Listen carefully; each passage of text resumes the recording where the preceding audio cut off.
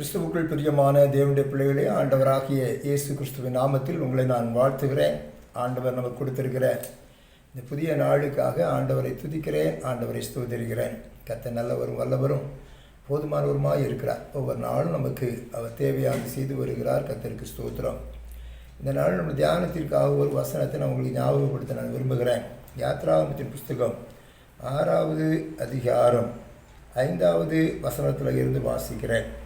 எகிப்தியர் அடிமை கொள்ளுகிற இஸ்ரவேல் புத்திரின் பெருமூச்சையும் நான் கேட்டு என் உடன்படிக்கையை நினைத்தேன். ஆகையால் இஸ்ரவேல் புத்திரரை நோக்கி, நானே கர்த்தர், உங்கள் மேல் எகிப்தியர் சுமத்தின சுமைகளை நீக்கி நான் உங்களை விடுவித்து உங்களை அவர்கள் அடிமைத்தனத்திற்கு நீங்களாக்கி ஓங்கிய கையினாலும் மகா தண்டனைகளினாலும் உங்களை மீட்டு உங்களை எனக்கு ஜனங்களாக சேர்த்து கொண்டு உங்களுக்கு தேவனாயிருப்பேன். உங்கள் மேல் எகிப்தியர் சுமத்தின சுமைகளை நீக்கி உங்களை விடுவிக்கிற உங்கள் தேவனாய் கர்த்தர் நான் என்று அறிவீர்கள். இஸ்ரவேல் ஜனங்களை எகிப்தின் அடிமைத்தனத்தில் இருந்து விடுதலையாக்காதபடி எகிப்தின் பார்வோன் அதற்கு தடை விதிக்கிறான். மேலும் மேலும் பயங்கரமான கொடூரமான தண்டனைகளை அவர்கள் கொடுக்கிறான். அவங்க தாங்க முடியாத அளவிற்கு அவனோட வாழ்க்கையே பயங்கர கசப்பாகி போச்சு. அவங்க பெருமூச்சு விட்டார்கள் என்று ஆண்டவர் எழுதுகிறார். எல்லாரோட வாழ்க்கையும் பெருமூச்சு விடுகிற அளவிற்கு என்ன செய்து மாறிவிட்டது.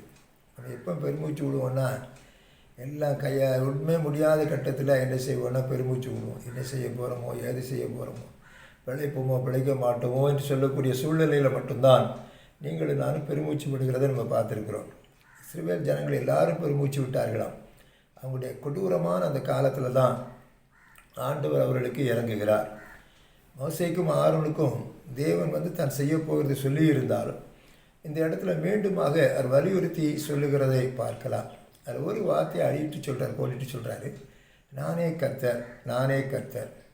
அதில் பார்த்தீங்கன்னா யெகோவா அப்படிங்கிற ஒரு பெயரை அந்த இடத்துல உச்சரிக்கப்பட்டிருக்கிறத நீங்கள் பார்க்கலாம்.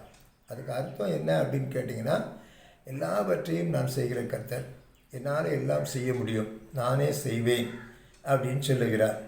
சொல்லிவிட்டு அதில் பின்னால் அவர்களுக்கு என்ன செய்ய போகிறார் அப்படிங்கிறத அந்த வசனங்களில் சொல்லுகிறத நீங்கள் பார்க்கலாம். யாத்ராகமத்தின் புஸ்தகம் 6வது அதிகாரத்தில் அவர் சொல்லுகிற ஒரு அருமையான பகுதியை நம்ம பார்க்குறோம். என்னெல்லாம் செய்ய போகிறாரு அப்படிங்கிறத 6வது வசனத்தில் சொல்கிறார். முதல் ஆரம்பத்து சொல்கிறாரு, உங்கள் மேல் எகிப்தியர் சுமத்தின சுமைகளை நீக்குவேன், உன் கைகளை கூடைக்கு என்ன செய்வேன், நீக்குவேன்னு சொல்கிறார்.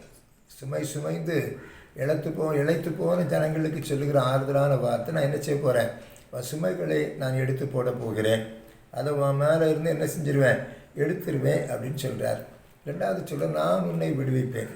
நீ அடிமைத்தனத்தில் அடிமையாக இருந்தால் உனக்கு விடுதலை இல்லை, விடுதலை இல்லாததுனால மிகவும் கஷ்டப்பட்டு கொண்டிருக்கிறாய், எந்த பகுதியிலும் விடுதலை இல்லை. அதனால் அவர் சொல்கிறாரு, நானே கர்த்தர், நான் உங்களை விடுதலையாக்குவேன். இந்த எகிப்தின் அடிமைத்தனத்தில் இருந்து என்ன செய்ய போகிறேன், விடுதலையாக்க போகிறேன். முதலாவது சொல்கிறாரு, அந்த கூடையை உங்களை விட்டு நான் அப்புறப்படுத்திடுவேன், எனவே எனக்கு சுமை சுமக்க போகிறது இல்லை. ரெண்டாவது சொல்கிறாரு, நான் உங்களை எகிப்தில் இருந்து விடுதலையாக்குவேன் என்று சொல்லுகிறார். அன்பானவர்களே, ஒருவேளை இந்த வாழ்க்கையில் எனக்கு விடுதலை இல்லாதபடி பல பிரச்சனைகளை சந்தித்து கொண்டிருக்கலாம்.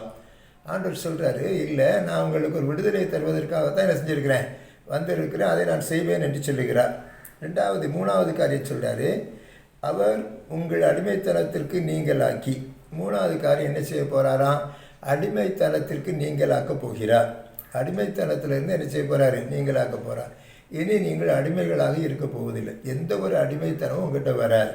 பாருங்கள், இன்றைக்கி ஆண்டுடைய பிள்ளைகள் அல்லாதவர்கள், ஆண்டுடைய பிள்ளைகள் ரட்சிப்பை அனுபவிக்காதவர்கள் அவங்க எல்லா இடத்துலையும் அடிமைப்பட்டிருக்கிறார். வேதாமம் சொல்கிறது, பாவம் செய்கிறவன் பாவத்திற்கு அடிமையாக இருக்கிறான், அவன் பிசாசுக்கு அடிமையாக இருக்கிறான், பயத்திற்கு அடிமையாக இருக்கிறான். இந்த உலகத்தில் எல்லா விதமான அடிமைகளும் அவன் மேலே, அடிமைத்தனமும் அவன் மேலே இருக்குது.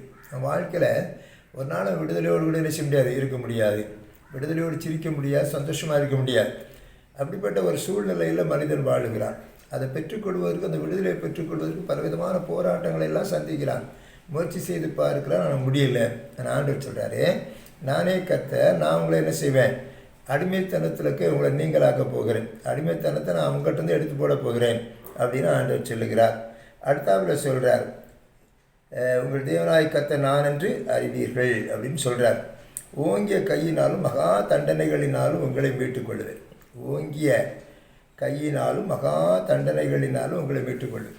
உங்களை அடிமைப்படுத்தின, உங்களை பாடுபடுத்தின, உங்களுக்கு உபத்திரவங்களை கொண்டு வந்த அந்த ஜனங்களை நான் உபத்திரப்படுத்துவேன், அவங்களுக்கு தண்டனைகளை கொடுப்பேன். ஆனால் உங்களையோ இந்த ஓங்கிய கையினாலே என்ன செய்வேன்? மீட்டுக்கொள்வேன். எகிப்திய ஜனங்கள் வாதைகளை அனுபவித்தார்கள், ஆனால் இஸ்ரவேல் ஜனங்கள் அனுபவிக்கலை. கடைசியாக பார்த்தீங்கன்னா தலைப்பில் அத்தனை பேரை இழந்து போனார்கள். இஸ்ரவேலில் ஒரு தலையீட்டு கூட என்ன செய்யலை, மறிக்கவில்லை. தேவனுடைய ஓங்கிய புயத்தினால அவர் எகிப்தின் அடிமைத்தனத்திலிருந்து விடுதலையாக்கி கொண்டு வந்தார். எனக்கு அன்பான தேவனுடைய பிள்ளைகளை, நீ உங்கள் நிலமூரில் அடிமைத்தனத்தில் இருக்கலாம், சுமை சுமந்து சோர்ந்து போயிருக்கலாம், என்னை விடுவிக்க யாராவது உண்டா என்ற ஒரு ஏக்கத்தோடு கூட இருக்கலாம். ஆண்டவர் சொல்லுகிறார், நம்ம உண்டாக்கிற தேவன் சொல்லுகிறார், சர்வ வல்லமையுள்ள தேவன் சொல்லுகிறார், நான் உங்களை சுமைக்கு நீங்களாக்குவேன், நான் உங்களை மீட்டுக்கொள்ளுவேன், நான் உங்களை விடுவிப்பேன், நான் உங்கள் தேவனாக இருப்பேன் என்று சொல்லுகிறார். எவ்வளோ அருமையான ஒரு வாக்குத்தத்தை கர்த்தர் கொடுத்திருக்கிறார் பாருங்களேன். நான் கர்த்தர், நான் மாறாதவர் என்று சொல்லுகிறார். உங்களோட வாழ்க்கையில் இப்படிப்பட்ட ஒரு சூழ்நிலையில் நீங்கள் இருப்பீர்களே, ஆனால் இன்று தேவனுடைய வார்த்தையை நம்புங்க. ஜீவனோடு இருக்கிற அந்த ராஜாதி ராஜாவை நம்புங்க. கர்த்தாதி கர்த்தர் என்பதை ஏற்றுக்கொண்டு அவரை மகிமைப்படுத்துங்க. உங்களோட வாழ்க்கையில் கர்த்தர் மகிமையான காரியங்களை செய்வார் என்பதில் சந்தேகம் இல்லை. கர்த்தருக்கு ஸ்தோத்திரம். அப்படி உங்களுடைய வாழ்க்கையில் செய்வாராக. ஆமேன், ஆமேன்.